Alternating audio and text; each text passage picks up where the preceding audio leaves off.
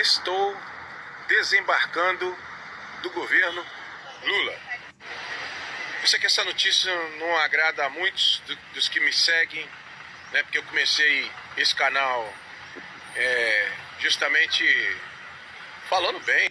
Fagner, já que a gente se segue nas redes sociais, eu resolvi fazer um vídeo contestando os seus argumentos que te levou a desistir de defender o governo Lula. Inclusive, anotei aqui todos os argumentos que você falou no vídeo para poder contestá-lo um por um. O primeiro argumento que você fala é a questão da alta dos preços, que você esperava que no governo Bolsonaro os preços estavam caros e que no governo Lula você esperava que os preços baixassem, certo? Primeira coisa, quando o Lula entrou, nós tivemos alguns itens, não todos, mas alguns itens da nossa alimentação que baixaram de preços, porque o Lula baixou o preço dos combustíveis, mexendo na política de preço da Petrobras, certo? Porém, Fagner, a gente precisa entender o seguinte: houve a pandemia, houve a guerra na Ucrânia e os preços subiram assim de uma maneira estratosférica.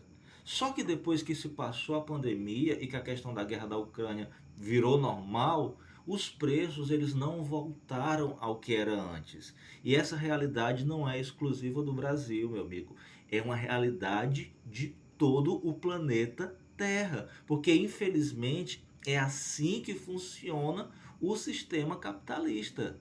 Ele visa o lucro a qualquer custo e governo nenhum do planeta consegue hoje manter o mesmo preço dos alimentos e produtos que nós tínhamos antes da pandemia. Aí você também falou no vídeo que a inflação desequilibrou. Não, a inflação ela está dentro da meta. A questão, eu repito, os preços depois da pandemia subiram, ok? Ultrapassando a inflação de 2 dígitos, acima de 10%, certo?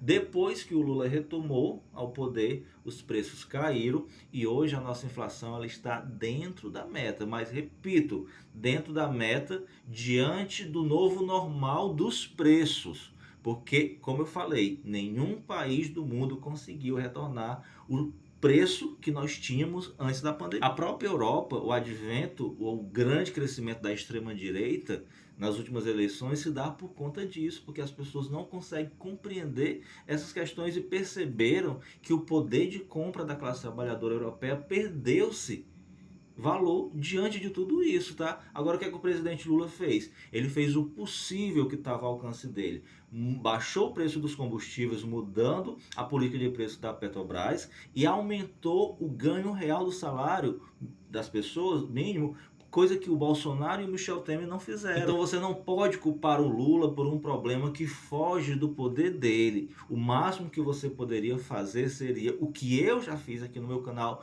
algumas vezes, que seria cobrar do governo Lula uma fiscalização maior dos preços que estão sendo praticados, porque a gente sabe que tem muito empresário que bota o preço lá em cima, muito empresário que quer ganhar vantagem em cima de tudo, e que a maioria deles são bolsonaristas. Eles não têm intenção nenhuma, nem de diminuir o lucro deles, nem de favorecer o governo. E o governo sim, erra nesse quesito, de não fiscalizar como deveria. Outro ponto que você falou, o bolsonarismo só cresce. Tipo, baseado em quê?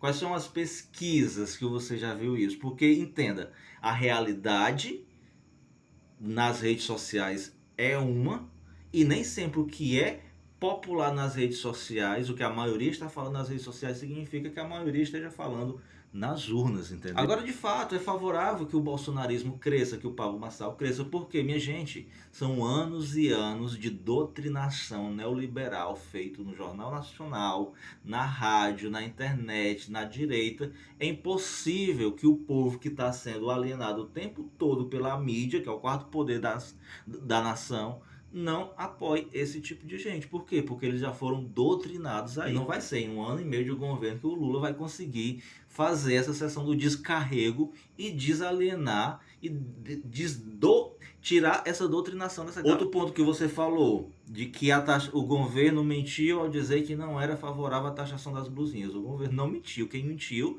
foi os comunicadores da esquerda aqui dessa plataforma que criaram essa narrativa que o governo era contra a taxação das blusinhas. O governo sempre foi a favor e eu fui um dos que falei a verdade. E eu concordo, porque se você for ver hoje os Estados Unidos e a União Europeia, eles estão embargando, eles estão com medidas protetivas para a sua indústria, porque a indústria da China está chegando e abacanhando tudo. E um país, para ser grande e próspero, ele tem que ser rico na sua industrialização. Então a gente não pode deixar que a China venha para cá e tire a nossa industrialização por conta dos produtos dele. Outro ponto que você criticou foi o fato da esquerda e do Boulos sair em defesa do Janones, que está sendo acusado de rachadinha. A questão do Boulos, lá no Conselho de Ética, ele deu o voto para que o Janones não perca o mandato dele, não foi porque ele disse que o Janones não praticou rachadinha, mas foi porque ele disse que ele não poderia ser cassado enquanto a investigação não fosse concluída, enquanto ele não fosse julgado. Foi só isso. Aí você criticou também o fato do Lula ter vetado a proibição da saidinha dos presos. Meu amigo, o caso de presos que são beneficiados com a saidinha é uma minoria, assim como também uma minoria os presos que aproveitam a saidinha para fugir. Se você for cristão verdadeiro, você entende que o nosso Deus, ele é um Deus de misericórdia, que ele nunca desiste do ser humano.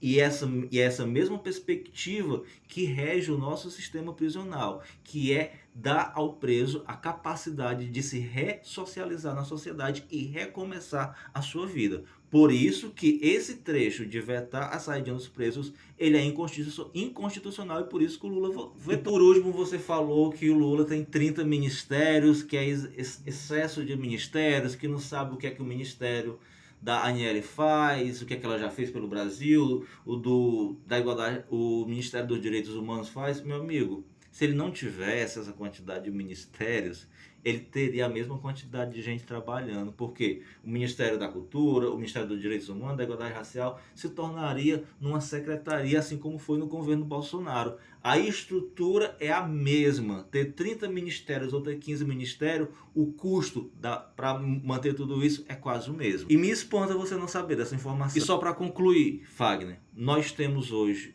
um líder no Brasil que quer fazer o Brasil um país rico, próspero e dar dignidade a todas as pessoas, mas nós temos uma elite, uma imprensa, a direita e a extrema-direita trabalhando contra isso. Se tem algum culpado para que o governo Lula não esteja do jeito que a gente desejou ou idealizou, não é o Lula, e sim toda essa galera, todo esse sistema que trabalha o tempo todo e que trabalhou o tempo todo nos 2 mandatos dele, que trabalhou no primeiro mandato da Dilma e que trabalhou no segundo mandato da Dilma ao ponto de consegui-la tirar do poder de maneira inconstitucional. A meta da extrema-direita, da direita, da elite, da imprensa é a mesma. Só não tiraram o Lula ainda, só não faz o impeachment do Lula, porque a inflação está controlada, o desemprego está baixando, porque o Brasil está recebendo muitos investimentos e porque a economia vai bem.